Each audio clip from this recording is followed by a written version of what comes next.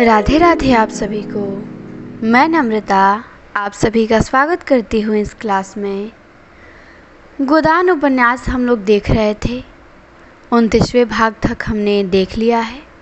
ये 30वां अध्याय है। मैंने बताया था कि टोटल 36 अध्याय हैं इसमें, तो 29वां हमने देखा था पिछली क्लास में।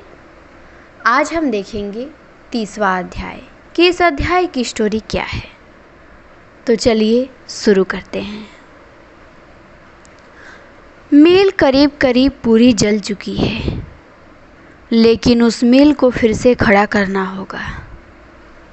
मिस्टर खन्ना ने अपनी सारी कोशिशें इसके लिए लगा दी है। मज़दूरों की हड़ताल जारी है, मगर अब उससे मिल मालिकों की कोई विशेष हानि नहीं है। नए आदमी कम वेतन पर मिल गए हैं और जी तोड़कर काम करते हैं, क्योंकि उनमें सभी ऐसे हैं जिन्होंने बेकारी के कष्ट भोग लिए हैं और अब अपना बस चलते ऐसा कोई काम करना नहीं चाहते जिससे उनकी जीविका में बाधा पड़े। चाहे जितना काम कर लो, चाहे जितनी कम छुट्टियां दो, उन्हें कोई शिकायत नहीं। सिर झुकाए बैलों की तरह काम में लगे रहते हैं। घुड़कियाँ, गालियाँ, यहाँ तक कि डंडों की मार भी उनमें ग्लानि नहीं पैदा करती। और अब पुराने मज़दूरों के लिए इसके सिवा कोई मार्ग नहीं रह गया है कि वह इस घटी हुई मजूरी पर काम करने आए और खन्ना साहब की खुशामद करें। पंडित ओमकार नाथ पर तो उन्हें अब रत्ती भर भी विश्वास नहीं है। उन्हें वे अकेले दुकेले पाएं तो शायद उनकी बुरी गत बनाएं। पर पंडित जी बहुत बचे हुए रहते हैं। चिराग जलने के बाद अपने कार्यालय से बाहर नहीं निकलते और अफसरों की खुशामद करने लगे हैं। मिर्ज़ा खुर्शीद की धाक अब भी ज्यों की त्यों है, लेकिन मिर्ज़ा जी इन बेचारों का कष्ट और उसके निवारण का अपने पास कोई उपाय न देखकर दिल से चाहते हैं कि सबके सब बहाल हो जाएं। मगर इसके साथ नए आदमियों के कष्ट का ख्याल करके जिज्ञासुओं से यही कह दिया करते हैं कि जैसी इच्छा हो वैसा करो। मिस्टर खन्ना ने पुराने आदमियों को फिर नौकरी के लिए इच्छुक देखा तो और भी अकड़ गए। हालांकि वह मन में चाहते थे कि इस वेतन पर पुराने आदमी नयों से कहीं अच्छे हैं। नए आदमी अपना सारा जोर लगाकर भी पुराने आदमियों के बराबर काम न कर सकते थे। पुराने आदमियों में अधिकांश तो बचपन से ही मिल में काम करने के अभ्यस्त थे और खूब मज़े हुए। नए आदमियों में अधिकतर देहातों के दुखी किसान थे, जिन्हें खुली हवा और मैदान में पुराने ज़माने के लकड़ी के औजारों से काम करने की आदत थी। मिल के अंदर उनका दम घुटता था और मशीनरी के तेज चलने वाले पुर्जों से उन्हें भय लगता था। आखिर जब पुराने आदमी खूब परास्त हो गए, तब खन्ना उन्हें बहाल करने पर राजी हुए। मगर नए आदमी इससे कम वेतन पर काम करने के लिए तैयार थे और अब डायरेक्टरों के सामने यह सवाल आया कि वह पुरानों को बहाल करे या नयों को रहने दे। डायरेक्टरों में आधे तो नए आदमियों का वेतन घटाकर रखने के पक्ष में थे और आधों की यही धारणा थी कि पुराने आदमियों को हाल के वेतन पे रख लिया जाए। थोड़े से रुपए ज़्यादा खर्च होंगे ज़रूर, मगर काम उससे ज़्यादा होगा। खन्ना मिल के प्राणी थे, एक तरह से सर्वे सर्वा। डायरेक्टर तो उनके हाथ की कठपुतलियाँ थे। निश्चय खन्ना ही के हाथों में था और वह अपने मित्रों से नहीं, शत्रुओं से भी इस विषय में सलाह ले रहे थे सबसे पहले तो उन्होंने गोविंदी से सलाह ली। जब से मालती की ओर से उन्हें निराशा हो गई थी और गोविंदी को मालूम हो गया कि मेहता जैसे विद्वान और अनुभवी और ज्ञानी आदमी मेरा कितना सम्मान करता है और मुझसे किस प्रकार की साधना की आशा रखता है, तब से दंपत्ति में स्नेह फिर जाग उठा था। स्नेह मत कहो, मगर साहचर्य तो था ही। आपस में अब वह जलन और अशांति ना थी, बीच की दीवार टूट गई थी। मालती के रंग ढंग की भी काया पलट होती जाती थी। मेहता का जीवन अब तक स्वाध्याय और चिंतन में गुजरा था और सब कुछ कर चुकने के बाद और आत्मवाद तथा अनात्मवाद की खूब छानबीन कर लेने पर वह इसी तत्व पर पहुँचे जाते थे कि प्रवृत्ति और निवृत्ति दोनों के बीच में जो सेवा मार्ग है, चाहे उसे कर्मयोग ही कहो, वही जीवन को सार्थक कर सकता है और वही जीवन को ऊंचा और पवित्र बना सकता है। किसी सर्वज्ञ ईश्वर में उनका विश्वास न था, यद्यपि वह अपनी नास्तिकता को प्रकट न करते थे, इसलिए कि इस विषय में निश्चित रूप से कोई मत स्थिर करना वह अपने लिए असंभव समझते थे। पर यह धारणा उनके मन में दृढ़ हो गई थी कि प्राणियों के जन्म मरण, सुख दुख, पाप पुण्य में कोई ईश्वरीय विधान नहीं है। उनका ख्याल था कि मनुष्य ने अपने अहंकार में अपने को इतना महान बना लिया है कि उसके हर एक काम की प्रेरणा ईश्वर की ओर से होती है। इसी तरह टिड्डियाँ भी ईश्वर को उत्तरदायी ठहराती होंगी, जो अपने मार्ग में समुद्र आ जाने पर अरबों की संख्या में नष्ट हो जाती हैं।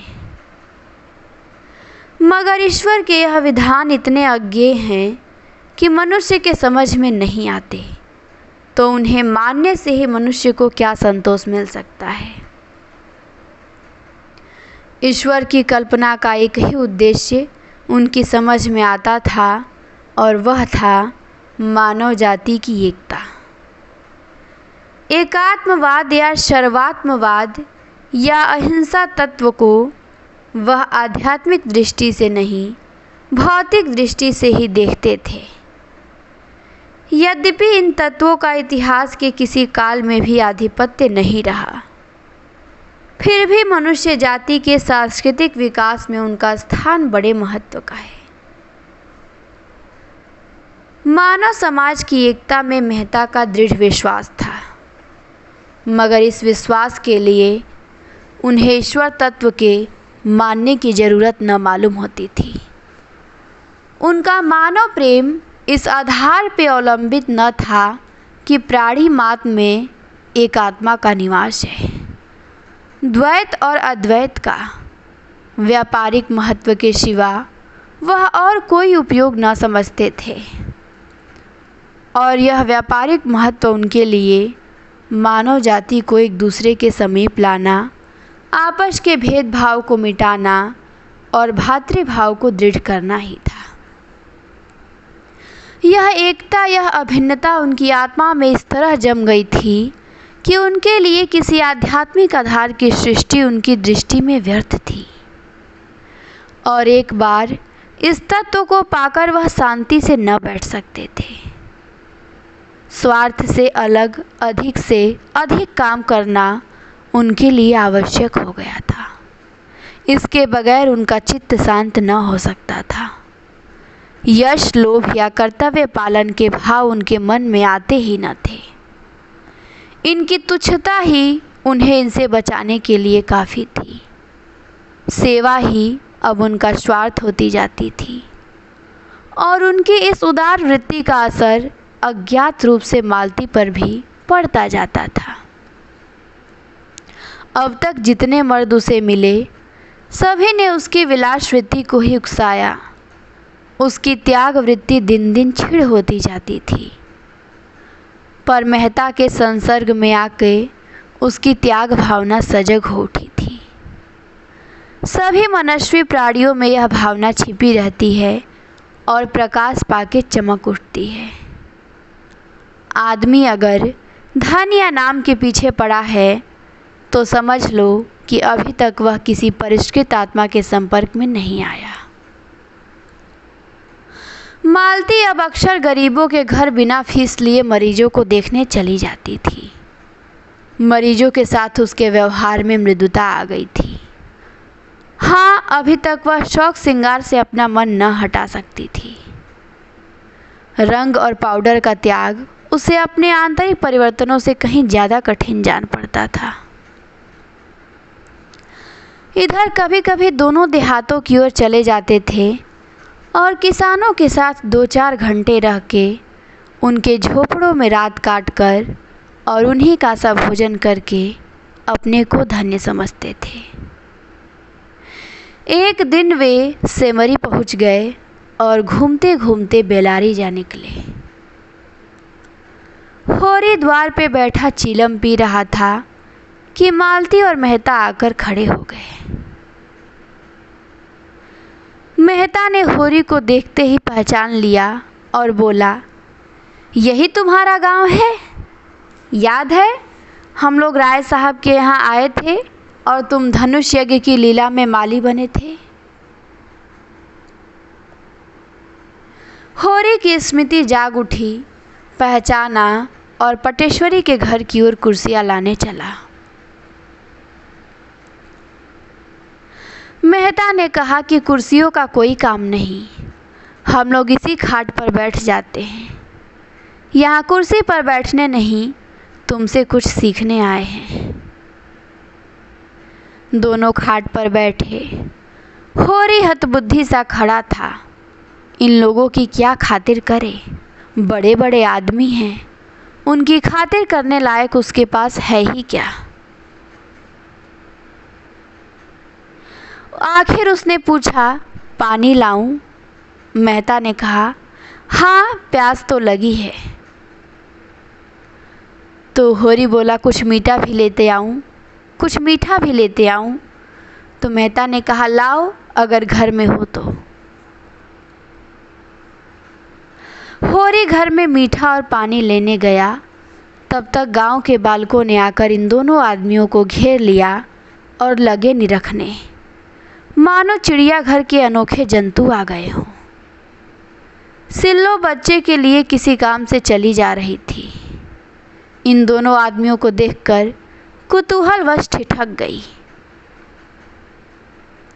मालती ने आकर उसके बच्चे को गोद में ले लिया और प्यार करती हुई बोली, कितने दिनों का है? सिल्लो को ठीक मालूम न था, पर एक दूसरी औरत ने बताया, कोई साल भर का होगा। क्यों रे? सिल्लो ने समर्थन किया। मालती ने विनोद किया, प्यारा बच्चा है, इसे हमें दे दो। सिल्लो ने गर्व से फूल कर कहा, आप ही का तो है। मालती बोली, तो मैं इसे ले जाऊं? सिलिया बोली, ले जाइए, आपके साथ रह के आदमी हो जाएगा। गांव की ओर महिलाएं आ गई और मालती को होरी के घर में ले गई। यहाँ मर्दों के सामने मालती से वार्तालाप करने का अवसर उन्हें न मिलता। मालती ने देखा खाट बिछी है और उस पर एक दरी पड़ी हुई है जो पटेश्वरी के घर से मांगे आई थी। मालती जाकर बैठी। संतान रक्षा और शिशु पालन की बातें होने लगी। औरतें मन लगाकर सुनती रहीं। धनिया ने कहा कि यहाँ सब साफ सफाई और संयम कैसे होगा सरकार? भोजन तक का ठिकाना तो है नहीं। मालती ने समझाया, सफाई में कुछ खर्च नहीं, केवल थोड़ी सी मेहनत और होशियारी से काम चल सकता है। दुलारी सहुआइन ने पूछा, यह सारी बातें तुम्हें कैसे मालूम हुई सरकार? आपका तो अभी ब्याह ही न हुआ। मालती ने मुस्कुराकर कहा। तुम्हें कैसे मालूम है कि मेरा ब्याह नहीं हुआ?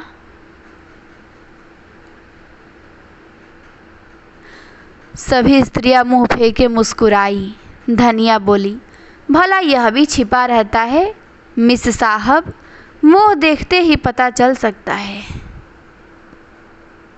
मालती ने झेपते हुए कहा, मैंने इसीलिए ब्याह नहीं किया ताकि आप लोगों की सेवा कैसे करती। अगर ब्याह कर लेती तो आप लोगों की सेवा कैसे करती? सबने एक स्वर में कहा, धन्य हो सरकार, धन्य हो। सिलिया मालती के पांव दबाने लगी। सरकार कितनी दूर से आई हैं, थक गई होंगी। मालती ने पांव खींच के कहा, अरे नहीं नहीं, मैं थकी नहीं हूँ, मैं तो हवा गाड़ी पर आई हूँ। मैं चाहती हूँ आप लोग अपने बच्चे लाएं तो मैं उन्हें देखकर आपको बताऊं कि आप इन्हें कैसे तंदुरुस्त और निरोग रख सकती हैं। जरा ही देर में 20-25 बच्चे आ गए। मालती उनकी परीक्षा करने लगी। कई बच्चों की आंखें उठी थी, उनकी आंख में दवा डाली। अधिकतर बच्चे दुर्बल थे। इसका कारण था माता पिता को भोजन अच्छा न मिलना। मालती को यह जानकर बहुत आश्चर्य हुआ कि बहुत कम घरों में दूध होता था और घी के तो सालों दर्शन नहीं होते।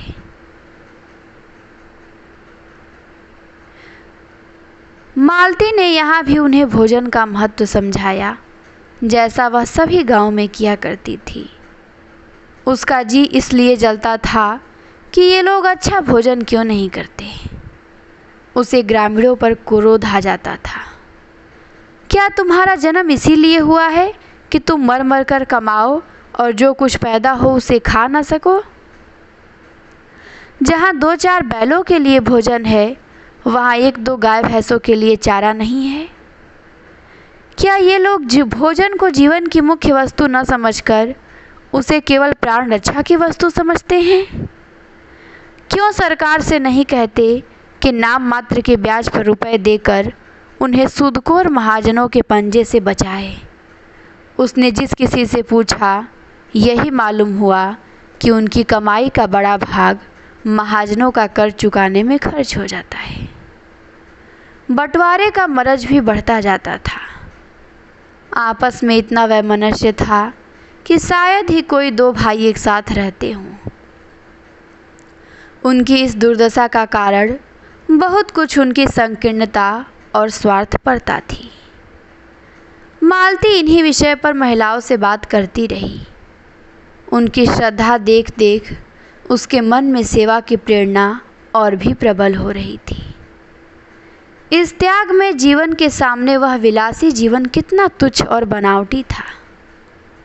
आज वह रेशमी कपड़े पहने जिन पर जरी का काम था, वह गंध से महकता हुआ शरीर और वह पाउडर से अलंकृत मुखमंडल उसे लज्जित करने लगा।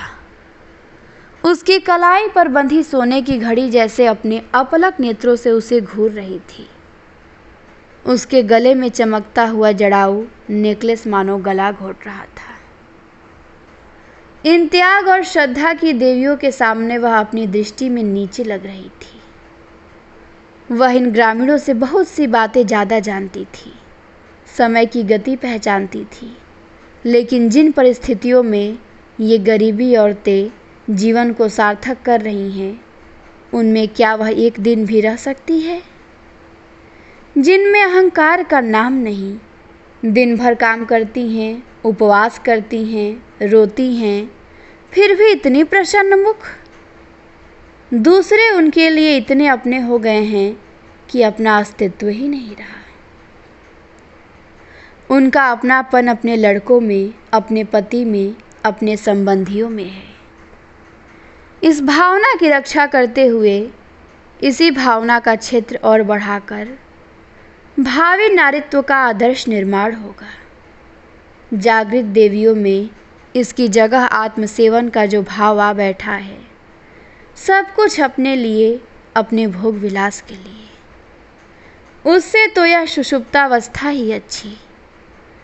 पुरुष निर्दयी है माना, लेकिन है तो इन्हीं माताओं का बेटा।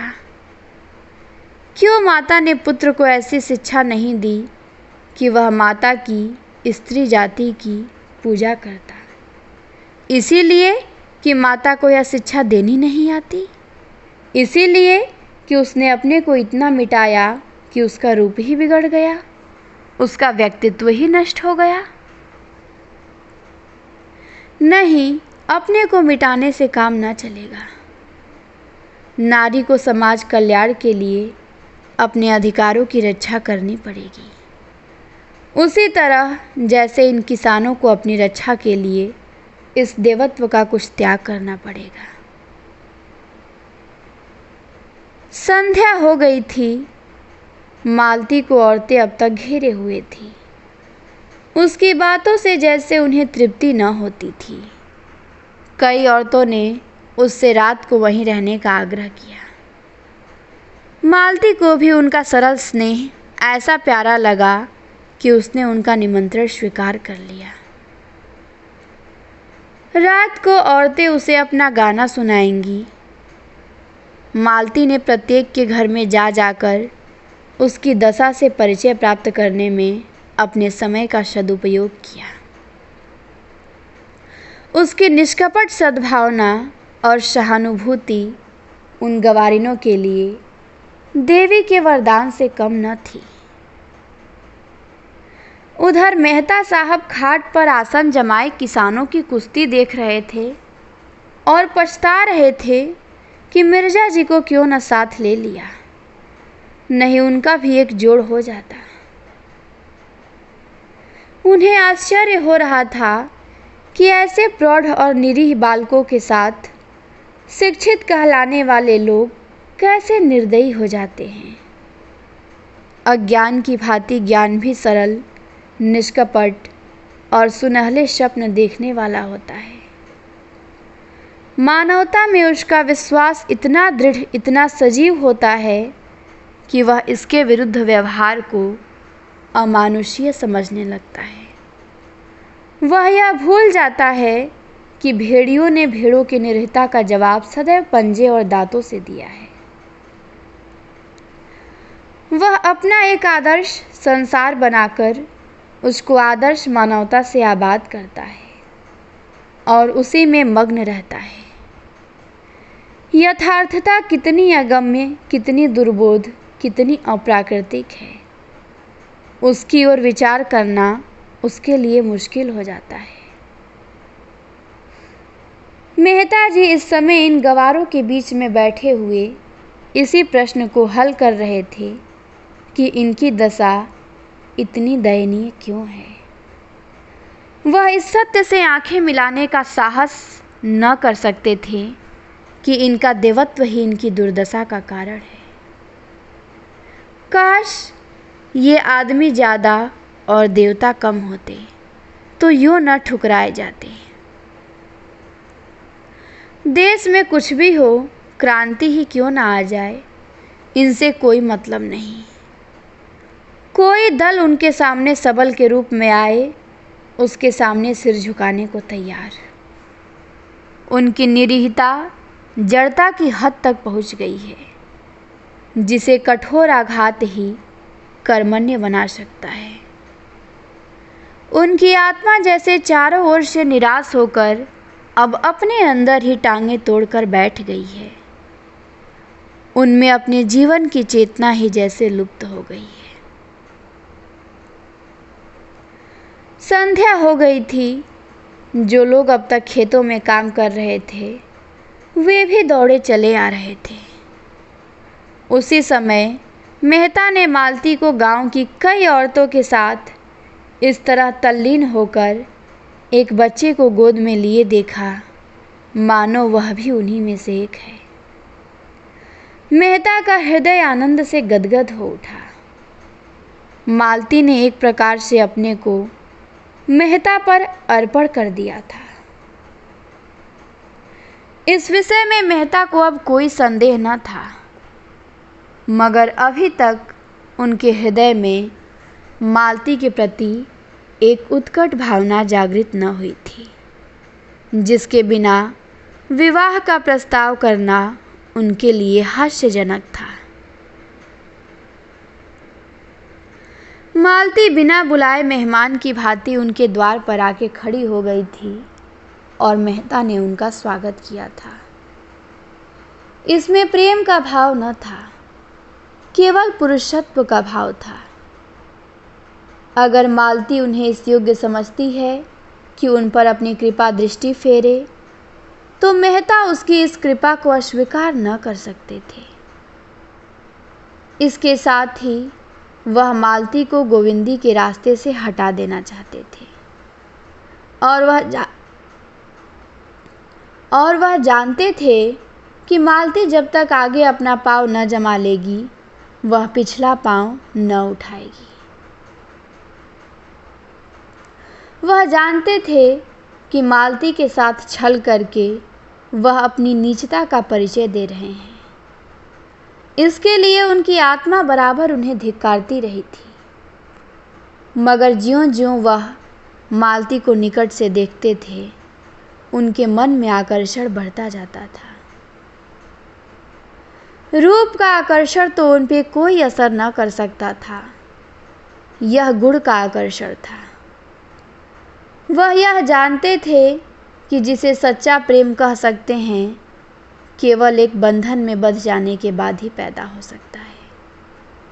इसके पहले जो प्रेम होता है, वह तो रूप की आसक्ति मात्र है, जिसका कोई टिकाव नहीं।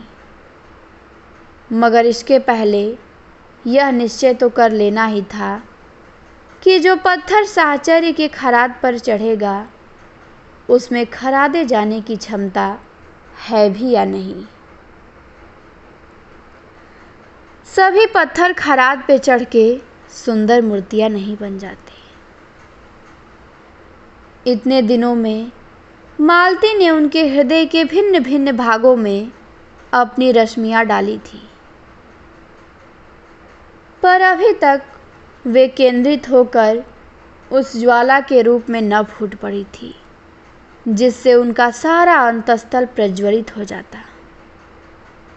आज मालती ने ग्रामीणों में मिलकर और सारे भेदभाव को मिटाकर इन रश्मियों को मानो केंद्रित कर दिया। और आज पहली बार मेहता को मालती से एकात्मता का अनुभव हुआ।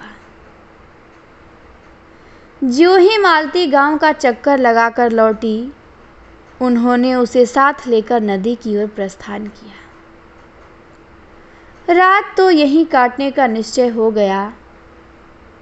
मालती का कलेजा आज न जाने क्यों धक धक करने लगा। मेहता के मुख पर आज उसे एक विचित्र ज्योति और इच्छा झलकती हुई नजर आई। नदी के किनारे चांदी का फर्श बिछा हुआ था और नदी रत्न जटित आभूषण पहने मीठे स्वरों में गाती, चांद और तारों की ओर सिर झुकाए नींद में सोते वृक्षों को अपना नृत्य दिखा रही थी। मेहता प्रकृति की उस मादक शोभा से जैसे मस्त हो गए थे, जैसे उनका बालपन अपनी सारी क्रीड़ाओं के साथ लौट आया हो। बालों पर कई कुलाटे मारी, फिर दौड़े हुए नदी में जाकर घुटनों तक पानी में खड़े हो गए। मालती ने कहा, पानी में खड़े हो, कहीं ठंड न लग जाए। मेहता ने पानी उछाल कर कहा, मेरा तो जी चाहता है नदी के उस पार तैरकर चला जाऊं। मालती बोली, नहीं नहीं, पानी से निकल आओ, मैं न जाने दूंगी। मेहता बोले, तुम मेरे साथ न चलोगी उस सूनी बस्ती में जहां स्वप्नों का राज्य है? तो मालती बोली कि मुझे तो तैरना नहीं आता। मेहता बोले, अच्छा आओ, एक नाव बनाएं और उस पर बैठ के चलें। वह बाहर निकल आए। आसपास बड़ी दूर तक झाऊ का जंगल खड़ा था। मेहता ने जेब से चाकू निकाला और बहुत सी टहनियाँ काटकर जमा की। कगार पर सरपत के जूते खड़े थे। ऊपर चढ़ के सरपत का एक गट्ठा काट लाए और वहीं बालू के फर्श पे बैठकर सरपत की रस्सी बटने लगे।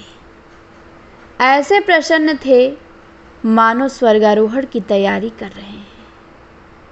कई बार उंगलियां चिर गई, खून निकला। मालती बिगड़ रही थी, बार बार गांव लौट चलने के लिए आग्रह कर रही थी, पर उन्हें कोई परवाह न थी। वही बालकों सा उल्लास था, वही हठ, दर्शन और विज्ञान सभी इस प्रवाह में बह गए थे। रस्सी तैयार हो गई। झाऊ का बड़ा सा तख्त बन गया। टहनियाँ दोनों सिरों पर रस्सी से जोड़ दी गई थी। उसके छिद्रों में झाऊ की टहनियाँ भर दी गई, जिससे पानी ऊपर न आए। नौका तैयार हो गई थी। रात और भी स्वप्निल हो गई थी। मेहता ने नौका को पानी में डालकर मालती का हाथ पकड़ के कहा, आओ बैठो। मालती ने सशंक होकर कहा, 2 आदमियों का बोझ संभाल लेगी? मेहता ने दार्शनिक मुस्कान के साथ कहा, जिस तरी पे बैठे हम लोग जीवन यात्रा कर रहे हैं, वह तो इससे कहीं निस्सार है। मालती, क्या डर रही हो? मालती बोली, डर किस बात का जब तुम साथ हो। मेहता बोले, सच कहती हो? मालती ने कहा, अब तक मैंने बगैर किसी की सहायताओं के बाधाओं को जीता है। अब तो तुम्हारे संग हूँ। दोनों उस झाऊ के तख्ते पर बैठे और मेहता ने झाऊ के एक डंडे से ही उसे खेना शुरू किया। तख्त डगमगाता हुआ पानी में चला। मालती ने मन को इस तख्ते से हटाने के लिए पूछा कि तुम तो हमेशा शहरों में रहे, गांव के जीवन का तुम्हें कैसे अभ्यास हो गया? मैं तो ऐसा तख्ता कभी न बना सकती। मेहता ने उसे अनुरक्त नेत्रों से देखकर कहा, शायद यह मेरे पिछले जन्म का संस्कार है। प्रकृति से स्पर्श होते ही जैसे मुझ में नया जीवन सा आ जाता है। नस नस में स्फूर्ति छा जाती है। एक एक पक्षी, एक एक पशु जैसे मुझे आनंद का निमंत्रण देता हुआ जान पड़ता है, मानो भूले हुए सुखों की याद दिला रहा हो। यह आनंद मुझे और कहीं नहीं मिलता, संगीत के रुलाने वाले स्वरों में भी नहीं, दर्शन की ऊंची उड़ानों में भी नहीं। जैसे अपने आप को पा जाता हूँ, जैसे पक्षी अपने घोंसले में आ जाए। तख्त डगमगाता, कभी तिरछा, कभी सीधा, कभी चक्कर खाता हुआ चला जा रहा था। सहसा मालती ने कातर कंठ से पूछा, और मैं तुम्हारे जीवन में कभी नहीं आती? मेहता ने उसका हाथ पकड़ के कहा, आती हो, बार बार आती हो। सुगंध के एक झोंके की तरह, कल्पना की एक छाया की तरह, और फिर अदृश्य हो जाती हो। दौड़ता हूँ कि तुम्हें करपास में बांध लूँ, पर हाथ खुले रह जाते हैं और तुम गायब हो जाती हो। मालती ने उन्माद की दशा में कहा, लेकिन तुमने इसका कारण भी सोचा, समझना चाहा? तो मेहता बोले, हाँ मालती, बहुत सोचा, बार बार सोचा। मालती ने कहा, तो क्या मालूम हुआ? मेहता बोले, यही कि मैं जिस आधार पर जीवन का भवन खड़ा करना चाहता हूँ, वह अस्थिर है। यह कोई विशाल भवन नहीं है, केवल छोटी सी शांत कुटिया है, लेकिन उसके लिए भी कोई स्थिर आधार चाहिए। मालती ने अपना हाथ छुड़ाकर जैसे मना करते हुए कहा, यह झूठा आक्षेप है। तुमने सदैव मुझे परीक्षा की आंखों से देखा, कभी प्रेम की आंखों से देखा ही नहीं। क्या तुम इतना भी नहीं जानते कि नारी परीक्षा नहीं चाहती, प्रेम चाहती है। परीक्षा गुणों को अवगुण, सुंदर को असुंदर बनाने वाली चीज है, और प्रेम अवगुणों को गुण बनाता है, असुंदर को सुंदर। मैंने तुमसे प्रेम किया, मैं कल्पना ही नहीं कर सकती कि तुम में कोई बुराई भी है, मगर तुमने मेरी परीक्षा की और तुम मुझे अस्थिर, चंचल और जाने क्या क्या समझकर मुझसे हमेशा दूर भागते रहे। नहीं, मैं जो कुछ कहना चाहती हूँ वह मुझे कह लेने दो। मैं क्यों अस्थिर और चंचल हूँ? इसलिए कि वह मुझे प्रेम नहीं मिला जो मुझे स्थिर और अचंचल बनाता। अगर तुमने मेरे सामने उसी तरह आत्मसमर्पण किया होता जैसे मैंने तुम्हारे सामने किया है, तो आज मुझ पर यह आक्षेप न रखते। मेहता ने मालती के मान का आनंद उठाते हुए कहा, तुमने मेरी परीक्षा कभी नहीं की? सच कहती हो? मालती ने बोला, कभी नहीं। मेहता बोले, तब तो तुमने गलती की। मालती बोली, मैं इसकी परवाह नहीं करती। मेहता बोले, भावुकता में ना आओ मालती। प्रेम देने के पहले हम सब परीक्षा करते हैं, और तुमने भी की, चाहे अप्रत्यक्ष रूप से ही की हो। मैं आज तुमसे स्पष्ट कहता हूँ कि मैंने तुम्हें उसी तरह देखा जैसे रोज ही 1000 देवियों को देखा करता हूँ, केवल विनोद के भाव से। अगर मैं गलती नहीं करता तो तुमने भी मुझे मनोरंजन के लिए एक नया खिलौना समझा। मालती ने टोका, कहा, गलत कहते हो। मैंने कभी तुम्हें इस नज़र से नहीं देखा। मैंने पहले ही दिन तुम्हें अपना देव बनाकर अपने हृदय में बिठाया। मेहता बात काट कर बोले, फिर वही भावुकता? मुझे ऐसे महत्व के विषय में भावुकता पसंद नहीं। अगर तुमने पहले ही दिन से मुझे इस कृपा की योग्य समझा, इसका यही कारण हो सकता है कि मैं रूप भरने में तुमसे कुशल हूँ। वरना जहाँ तक मैंने नारियों का स्वभाव देखा है, प्रेम के विषय में काफ़ी छानबीन करती हैं। पहले भी तो स्वयंवर से पुरुषों की परीक्षा होती थी। वह मनोवृत्ति अब भी मौजूद है, चाहे उसका रूप कुछ बदल गया हो। मैंने तब से लेके बराबर यही कोशिश की है कि अपने को संपूर्ण रूप से तुम्हारे सामने रख दूं, और उसके साथ ही तुम्हारी आत्मा तक भी पहुंच जाऊं। और मैं ज्यों-ज्यों तुम्हारे अंतस्थल की गहराई में उतरा हूँ, मुझे रत्न मिले हैं। मैं विनोद के लिए आया और आज उपासक बना हुआ हूँ। तुमने मेरे भीतर क्या पाया, यह मुझे मालूम नहीं। नदी का किनारा आ गया। दोनों उतरकर उसी बालू के फर्श पर जा बैठे, और मेहता फिर उसी प्रवाह में बोले, और आज मैं वही पूछने के लिए तुम्हें लाया हूँ। मालती ने कांपते हुए स्वर में कहा, क्या अभी तुम्हें यह पूछने की जरूरत बाकी है? मेहता बोले, हाँ, इसीलिए कि मैं आज तुम्हें अपना वह रूप दिखाऊंगा जो शायद अभी तक तुमने नहीं देखा और जिसे मैंने छिपाया है।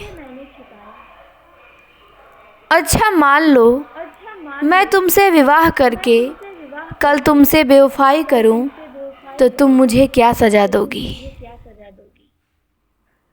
मालती ने उसकी ओर चकित होकर देखा। इसका आशय उसकी समझ में ना आया। मालती ने कहा, ऐसा प्रश्न क्यों करते हो? मेहता बोले, मेरे लिए यह बड़े महत्व की बात है। मालती ने कहा, मैं इसकी संभावना नहीं समझती। मेहता बोले, संसार में कुछ भी असंभव नहीं। बड़े से बड़े महात्मा भी एक क्षण में पतित हो सकता है। मालती ने कहा कि मैं उसका कारण खोजूंगी और उसे दूर करूंगी। तो मेहता बोले, मान लो मेरी आदत न छूटे तो मालती बोली, फिर मैं नहीं कह सकती क्या करूंगी, शायद विष खाकर सो जाऊं। तो मेहता बोले कि लेकिन यदि तुम मुझसे यही प्रश्न करो तो मैं उसका दूसरा जवाब दूंगा। मालती ने सशंक होकर पूछा, बतलाओ। मेहता ने दृढ़ता के साथ कहा, मैं पहले तुम्हारा प्राणांत कर दूंगा, फिर अपना करूंगा। मालती ने जोर से कहा मारा और सिर से पांव तक सिहर उठी। उसकी हंसी केवल उसके सिहरन को छिपाने का आवरण थी। मेहता ने पूछा, तुम हंसी क्यों? मालती ने कहा, इसीलिए कि तुम ऐसे हिंसावादी नहीं जान पड़ते। मेहता बोले, नहीं मालती, इस विषय में मैं पूरा पशु हूँ और उस पर लज्जित होने का कारण कोई नहीं देखता। आध्यात्मिक प्रेम और त्यागमय प्रेम और निस्वार्थ प्रेम, जिसमें आदमी अपने को मिटाकर केवल प्रेमिका के लिए जीता है, उसके आनंद से आनंदित होता है, उसके चरणों पर अपनी आत्मसमर्पण कर देता है। मेरे लिए निरर्थक शब्द। मैंने पुस्तकों में ऐसी प्रेम कथाएं पढ़ी हैं जहां प्रेमी ने प्रेमिका के नए प्रेमियों के लिए अपनी जान दे दी है, मगर उस भावना को मैं श्रद्धा कह सकता हूँ, सेवा कह सकता हूँ, प्रेम कभी नहीं। प्रेम सीधी साधी गऊ नहीं, खूंखार शेर है जो अपने शिकार पर किसी की आंख भी नहीं पड़ने देता। तो ये कथन भी आपको बहुत ध्यान देना है कि प्रेम सीधी साधी गऊ नहीं, खूंखार शेर है। किसने कहा है? मेहता ने कहा है। बहुत अच्छा कथन है ये, तो ध्यान देना है आपको। मेहता बोलते हैं कि प्रेम सीधी साधी गऊ नहीं, खूंखार शेर है जो अपने शिकार पर किसी की आंख भी नहीं पड़ने देता। मालती ने उनकी आंखों में आंखें डाल के कहा, अगर प्रेम खूंखार शेर है तो मैं उससे दूर ही रहूंगी। मैंने तो उसे गाय ही समझ रखा था। ये भी कथन मालती का इम्पोर्टेंट है कि अगर प्रेम खूंखार शेर है तो मैं उससे दूर ही रहूंगी। ये आ चुका है। मैं प्रेम को संदेह से ऊपर समझती हूँ। वह देह की वस्तु नहीं, आत्मा की वस्तु है और संदेह का वहाँ जरा भी स्थान नहीं। और हिंसा तो संदेह का ही परिणाम है। वह संपूर्ण आत्मसमर्पण है। उसके मंदिर में तुम परीक्षक बनकर नहीं, उपासक बनकर ही वरदान पा सकते हो। वह उठकर खड़ी हो गई और तेजी से नदी की तरफ चली, मानो उसने अपना खोया हुआ मार्ग पा लिया हो। ऐसी स्फूर्ति का उसे कभी अनुभव न हुआ। उसने स्वतंत्र जीवन में भी अपने में एक दुर्बलता पाई थी जो उसे सदैव आंदोलित करती रहती थी, सदैव अस्थिर रखती थी। उसका मन जैसे कोई आश्रय खोजा करता था, जिसके बल पे वह टिक सके, संसार का सामना कर सके। अपने में उसे यह शक्ति न मिलती थी।